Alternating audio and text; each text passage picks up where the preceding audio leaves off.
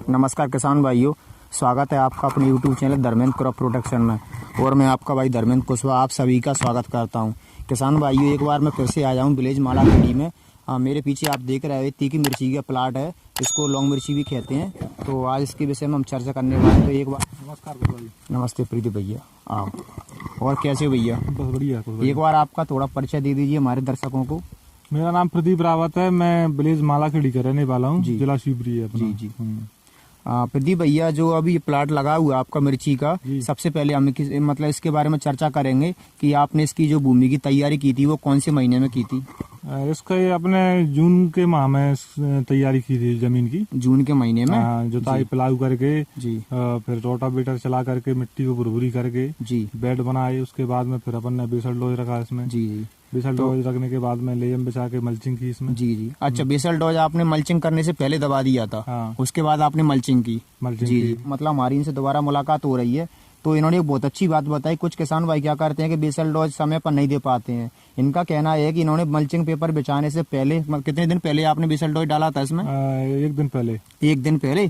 तो basal dose में आपने क्या क्या दिया था इसमें? बेसल डोज में अपन ने इसमें 60 किलो प्रति एकड़ डीएपी, 60 किलो प्रति एकड़ डीएपी, 40 किलो प्रति एकड़ पोटास जी, और 20 किलो पर एकड़ अपने सल्फर 95% वाला पाउडर वाला जो आता है, जी जी, WDG। और उसके साथ में 2 किलो अपने माइक्रो राजा लिया जी। 2 किलो प्रति बीघा, मतलब 4 किलो प्रति एकड़। जी जी। हाँ। और इसके अलावा यूरिया वगैरह उस टाइम नहीं डाला था। अच्छा। तो ये आपकी फसल काफी अच्छी कड़ी है, अभी भी इसको 6-7-8 महीने हो गए हैं फसल को। इसके अलावा आप जानना चाहते हैं कि आपने ये तो बता दी कि जुताई कितनी बार की थी और मल्चिंग पेपर से पहले बेसल डोज डाला था। अब हमारे दर्शक जानना चाहते हैं कि आपने जो वैरायटी लगाई है कौन सी कंपनी का बीज है और इसका मतलब कितनी ग्राम के हिसाब से आपने इसका चुनाव किया था? इस वैरायटी का नाम क्या है? इस वैरायटी का नाम है 1049। 1049 किस कंपनी की? उसकी सैमनीज कंपनी की है ये वैरायटी। सैमनीज कंपनी की 1049 है। जी। अच्छा, इसकी बीज दर क्या रखी थी आपने एकड़ के हिसाब से? अपन ने इसमें 4000 पौधे लगाए हैं। 4000 पौधे प्रति बीघा और 8000 पौधे प्रति एकड़ के हिसाब से। आपने इसकी सिंगल रोपाई की है या डबल रोपाई की है? इसकी सिंगल रोपाई की है। सिंगल रोपाई की है। तो जैसे यदि अपन बीज का चुनाव करके देखें तो कितना मात्रा की जरूरत पड़ेगी किसान भाइयों को इसकी बीज की, यदि कोई लगाना चाहे? 10 ग्राम का पैकेट आता है इसका। तो अपन कोकोपीट और ट्रे में नर्सरी तैयार करते हैं तो लगभग 30 ग्राम प्रति बीघा और 60 ग्राम पर एकड़ के हिसाब से बीज। मतलब 80 ग्राम पकड़ के चले अपन, 80 ग्राम प्रति एकड़ के हिसाब से, क्योंकि कभी कभी क्या कुछ नष्ट भी हो जाता है। दोबारा लगाते हैं, गोच खा लेती है ट्रांसप्लांटिंग के बाद, या कोई पौधा मर जाता है, गर्मी ज्यादा होती है तो एक्स्ट्रा। इसकी आपने नर्सरी कौन से महीने में डाली थी सर? नर्सरी अपन ने जून के महीने में डाली थी। अपन ने लगभग ये मान चलो 5 जून को अपन ने इसकी नर्सरी डाली थी। जी। कितने दिन में नर्सरी तैयार हो गई थी? नर्सरी अपनी 20 से 25 दिन में नर्सरी तैयार हो गई थी। जी। नर्सरी आपने कोकोपीट में तैयार की थी? कोकोपीट में अपना जो केचुआ खाद होता है, इसे वर्मी कंपोस्ट बोलते हैं जी, वो, और कोकोवेट और ह्यूमिक एसिड कितना रखा था उसमें? जैसे मान लो 1 ग्राम पर क्रेट के हिसाब से मान लो। अच्छा। जी। और इसके अलावा आपने जैसे नर्सरी तैयार की तो नर्सरी में कौन कौन सी ऐसी समस्याओं का सामना किया वो भी हमारे दर्शकों को थोड़ा बताएं। नर्सरी उस टाइम गर्मी काफी थी तो डंपिंग ऑफ की समस्या ये तो अपने को। जी। दूसरा उसमें पोली हाउस में अपने नर्सरी की तो ज्यादा कोई समस्या नहीं आई थी डंपिंग ऑफ के अलावा। अच्छा। डंपिंग ऑफ के लिए आपने क्या डलवाया इसमें जिससे जैसे आपको नियंत्रण मिला? जैसे ही पौधा अपन को देखा एक आध पौधा डंप हो रहा था जी, उस टाइम अपन ने उसकी बायर कंपनी की एलिएट आती है जी, उसको 30 ग्राम पर पंप के हिसाब से उसमें मिलाकर, और साथ में एक टारा जो आता है थाइमेक्टासम, दोनों को मिला करके स्प्रे किया था अपन ने। एक तरह का क्या डोज रखा था आपने पंप के हिसाब से? 5 ग्राम का पाउच आता है तो एक पंप में 1 ग्राम, मतलब एक पाउच डाला था। 5 ग्राम का पंप प्रति पंप के हिसाब से? हाँ। 5 ग्राम प्रति पंप। और 30 ग्राम प्रति पंप आपने क्या रखा था इसमें? एलिएट बायर कंपनी का जी। हाँ, तो उससे आपको अच्छा नियंत्रण मिला। उसके बाद जैसे जर्मिनेशन हुआ था अपनी नर्सरी का जी, उसके बाद में अपन ने इसका स्प्रे आपने कितने दिन बाद किया था? डंपिंग ऑफ की जो समस्या बनी थी जैसे 2 पत्ती के होने के बाद। जी। और इसके अलावा फिर अपन ने जैसे ग्रोथ नहीं ले रही थी नर्सरी तो अपन ने डूराटेक टॉप 40 आता है जी, तो उसका अपन एक एक दाना पर पौधे के हिसाब से रखवाया था। अच्छा अच्छा, उससे आपको काफी अच्छा उससे ग्रोथ भी हुई, तना मोटा हुआ और जल्दी पौध तैयार हो गई थी। हाँ, तो ये आपकी पूरी प्रोसेस कितने दिन में कंप्लीट हो गई थी पौध कंप्लीट होने की? 20 से 25 दिन में। 20 से 25 दिन में आपकी नर्सरी कंप्लीट हो गई थी। फिर आपका आपने इसका ट्रांसप्लांट किया होगा, तो फिर अपन ने इसकी 1 जुलाई को ट्रांसप्लांटिंग किया। हाँ। तो ट्रांसप्लांटिंग करते समय इसमें नमी थी या फिर नमी के लिए पहले अपन ने इसमें 2 दिन ड्रिप चलाई, जैसे बेड पूरा तल हो गया था, मतलब उसमें नमी बनाई पहले आपने 2 दिन पहले नमी के अलावा करके, और उसमें फिर अपन ने ट्रांसप्लांटिंग। इसके अलावा आपने कोई जड़ों से संबंधित कुछ ट्रीटमेंट किया, वैसे कुछ किया? ट्रांसप्लांटिंग के 10 दिन बाद अपन ने इसमें एक ड्रेंचिंग की थी, जिसमें अपने नोवाटेक 21 आज कॉम्पो का, कैल्प और कॉम्बिटू का कॉम्बिनेशन बना के तीनों का अपन ने एक ड्रेंचिंग करी। क्या क्या डोज रखा था उन तीनों का आपने? 100 ग्राम प्रति बीघा अपन ने कॉम्बिटू लिया था जी, और 1 किलो प्रति बीघा अपन ने नोवाटेक 21 लिया था, और 200 ग्राम पर 200 ml पर बीघा अपन ने इसमें कैल्प लिया था। तो दर्शकों, अभी हम भैया से एक बार थोड़ा सा चर्चा करेंगे कि इन जो तीनों चीजें बताई हैं, इन तीनों चीजों में क्या क्या आता है, एक बार हमारे दर्शकों को बताएं आप। कॉम्बिटू में क्या आता है? कॉम्बिटू में माइक्रोन्यूट्रेंट हैं सारे, जैसे जिंक, बोरान और सारे अदर माइक्रोन्यूट्रेंट हैं जी। और जो अपना नोवाटेक 21 आता है, उसमें तीनों प्रकार का नाइट्रोजन रहता है। NPK नहीं, तो नाइट्रोजन होता है, एक नाइट्रेट फॉर्म में रहता है जी, एक अमोनियम फॉर्म में रहता है जी। जैसे 3 तरह का उसमें। और जो कैल्प रहता है उसमें? कैल्प एक वो समुद्री शैवाल से तैयार कह सकते हैं। हाँ, सीवीड्स कह सकते हैं, जड़ों का विकास करने में सपोर्ट मिलती है जी। इसके अलावा इसकी आपने ड्रेंचिंग की थी? ड्रेंचिंग की थी जी। और इसके अलावा उसके साथ कुछ अदर? नहीं, उसके फिर 5 दिन बाद अपन ने इसमें 19 जी ह्यूमिक एसिड। ये फर्टिगेशन शेड्यूल बता रहे हो? नहीं, ड्रेंचिंग में किया था। अच्छा, ड्रेंचिंग में कितना लिया था? 19 लिया अपने 2 किलो प्रति एकड़ जी। और ह्यूमिक एसिड लिया था अपन ने 500 ग्राम प्रति एकड़ जी। इसका अपन ने फिर दोबारा 5 दिन बाद ड्रेंचिंग की थी। अच्छा, इसके ड्रेंचिंग करने के बाद इसकी ड्रेंचिंग आपने सेकंड ड्रेंचिंग की थी जी। और जैसे ही पौधा 15 दिन का हुआ तो अपन ने इसमें क्या कहते हैं, थाइमेक्टसम जी और कार्बनडाइजिम में इनको का स्प्रे किया। ये पहला फंगिसाइड का स्प्रे किया है आपने? फंगिसाइड का स्प्रे किया। पहला फंगिसाइड का स्प्रे टोटल मिला के कितने समय बाद किया था आपने ट्रांसप्लांटिंग के? 10 से 15 दिन बाद। 10 से 15 दिन बाद आपने शुरुआत में थाइमेक्टसम और कार्बनडाइजिम मैंगोजेब का स्प्रे किया था। इसके अलावा और क्या किया जिससे मतलब आपकी फसल काफी अच्छी रही है? इसके बाद में अपन ने जैसे हर 5वें दिन स्प्रे किया, फिर उसमें अपन ने जैसे कभी 40 मीटर 40 फिप्रोनिल के साथ में माइक्रोन्यूट्रेंट ले लेते थे जी। एक बार 5 दिन बाद फिर मकड़ी की दवा के साथ में माइक्रोन्यूट्रेंट ऐसे चलता रहा इसका। और अपन ने 1 महीने बाद जिसमें फिर दोबारा से बेसल डोज की तरह मतलब DAP और सल्फर का, पोटाश का कॉम्बिनेशन मिला करके पौधे के तने के पास में थोड़ा थोड़ा करके लेबर से रखवाया। अच्छा, तने के पास में रखा के थोड़ा दूर पर रखा? तने से 4 इंच दूर पे रखा। अच्छा। तो दर्शकों, अभी आपने देखा कि इन्होंने खेती के बारे में जानकारी दी कि कौन कौन से बीज का चुनाव किया, जुताई कैसे की, बेसल डोज क्या दिया, और रुपाई के तुरंत बाद इन्होंने ड्रेंचिंग कौन सी की थी, और ड्रेंचिंग के बाद में पौधे की ग्रोथ के लिए, वृद्धि के लिए कौन कौन सी चीजें दी। इसके बारे में चर्चा करना चाहेंगे कि प्रदीप भैया थोड़ा सा ये बताओ हमारे दर्शकों को कि इसमें कौन कौन सी समस्याएं और कीट आते हैं जिसका आपको विशेष सामना करना पड़ता हो? एक तो इसमें थ्रिप्स का अटैक बहुत रहता है जी। तो थ्रिप्स का अपन 4 दिन में स्प्रे लेना ही पड़ता है, 4 से 6 दिन में। और 8 दिन के लिए क्या रिकमेंड करते हो आप इसमें? इसमें अपन 40 मीटर 40 फिप्रोनिल का ये सुमोटोमो का यूरो आता है जी, उसका, या फुलिस भी ले सकते हैं जी। और फिप्रोनिल जो आती है सिंगल, उसका भी स्प्रे किया था जी। जंप आता बायर का 80% वाला आता, वो किया। और 8 दिन बाद मकड़ी आती है तो मकड़ी का केमाइट जो आता है, वो माइट जो एक्रीसाइड आता है, उसका स्प्रे किया अपन ने। और फ्लावरिंग स्टेज पे जैसे डबल गोदरेज का डबल है, उसका स्प्रे किया जी। ऐसे क्रम बाई क्रम अपन उसमें स्प्रे करते रहे और अपन को प्रोडक्शन भी काफी अच्छा मिला इसमें। तो अभी आपकी जो फसल दिख रही है अभी जहाँ तक मुझे लगता है कि चालू कंडीशन में है। हाँ, अभी मतलब इसको 6 महीने होने को है। अभी तक मतलब भरपूर पैदावार मिली इससे और रेट भी काफी अच्छी थी।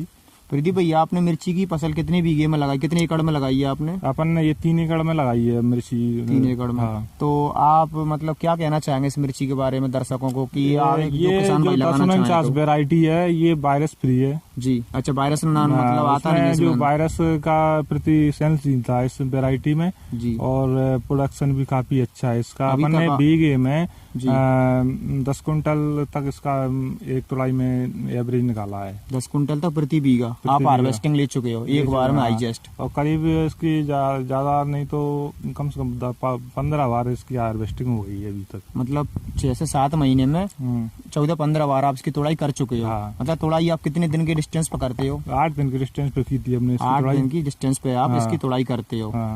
तो 8 दिन पे। तब स्टार्टिंग में जब पौधा नया था तब 5 दिन में भी हो रही थी जी जी। हाँ, उसके बाद में जैसे सर्दियाँ बढ़ती गई तो इसका मतलब तुड़ाई का गैप बढ़ता रहा।